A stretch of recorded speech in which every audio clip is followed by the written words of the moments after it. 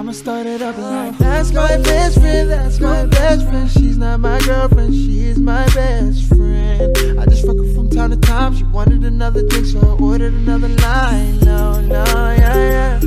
She gon' do it for the vibe, she gon' do it. Bismillahirrahmanirrahim. Assalamualaikum warahmatullahi wabarakatuh.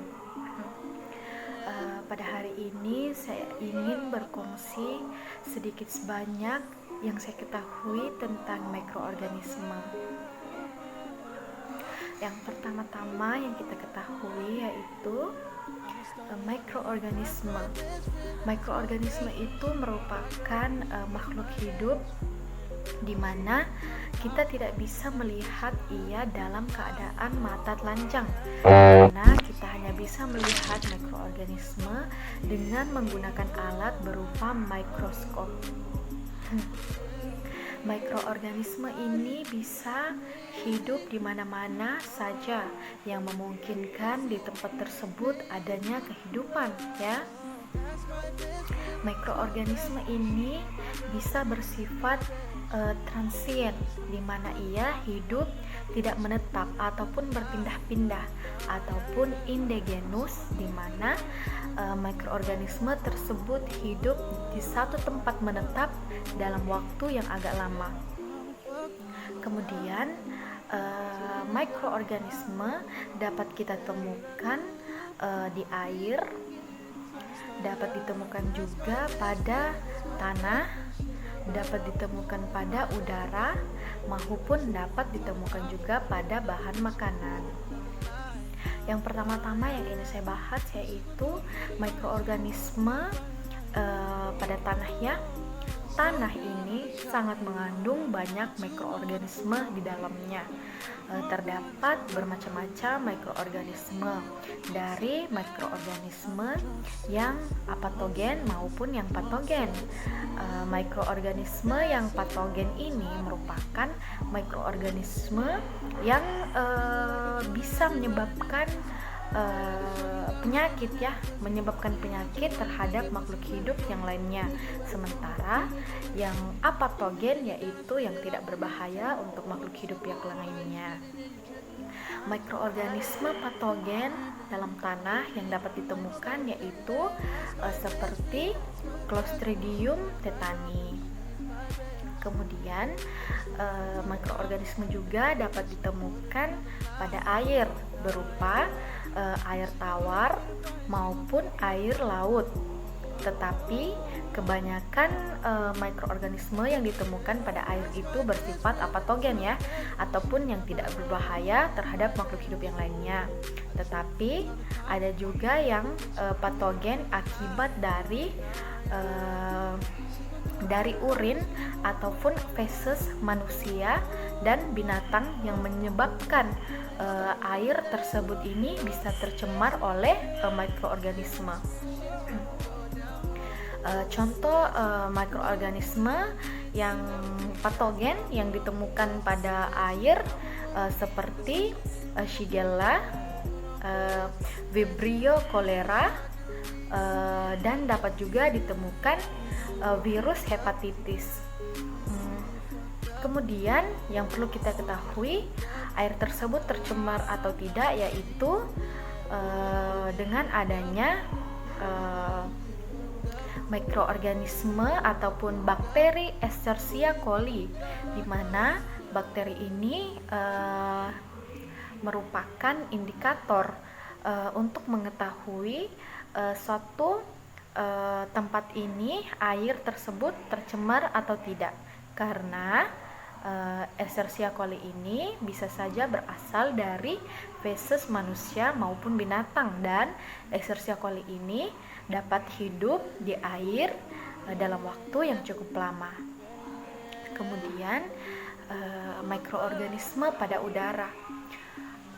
Pada suatu tempat yang tertutup,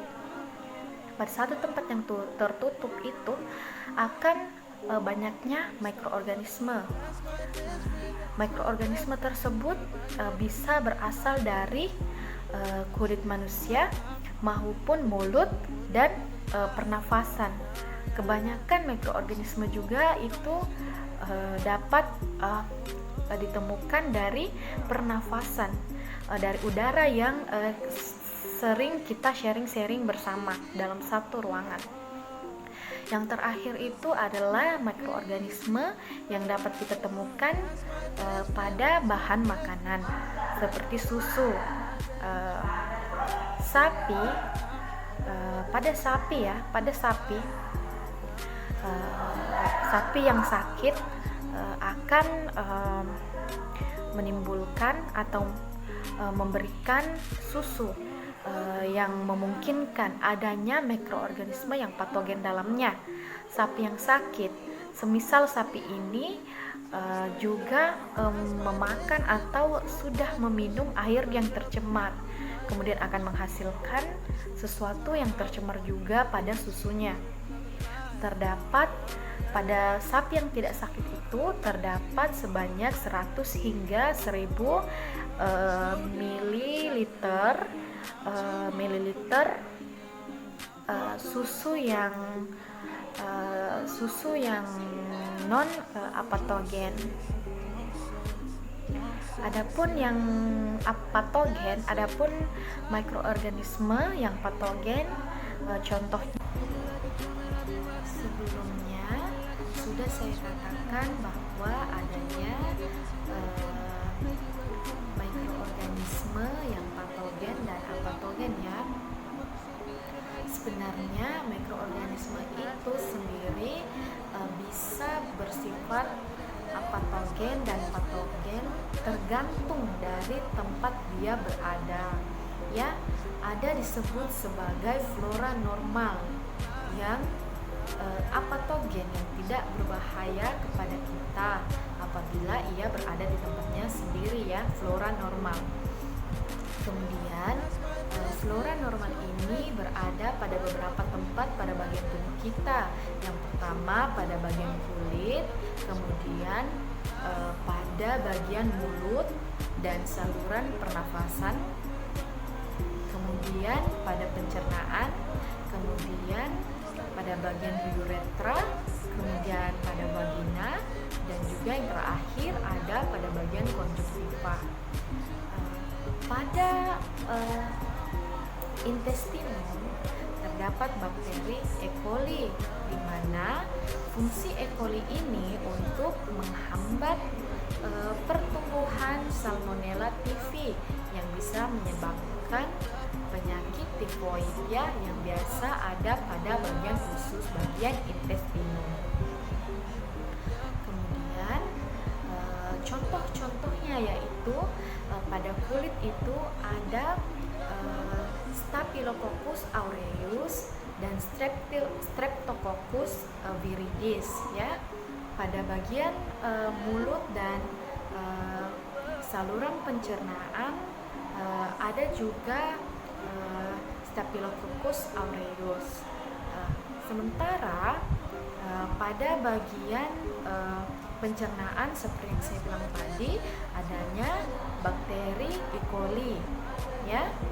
Pada bagian vagina biasanya terdapat juga bakteri dan jamur. Jamur itu biasanya berupa jamur Candida albicans. Selanjutnya yaitu pada konjungtiva ya. Pada konjungtiva itu biasa ditemukan mikroorganisme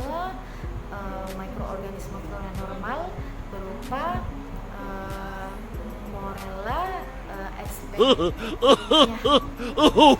Sekian video tentang mikroorganisme, pengenalan mikroorganisme yang saya ketahui.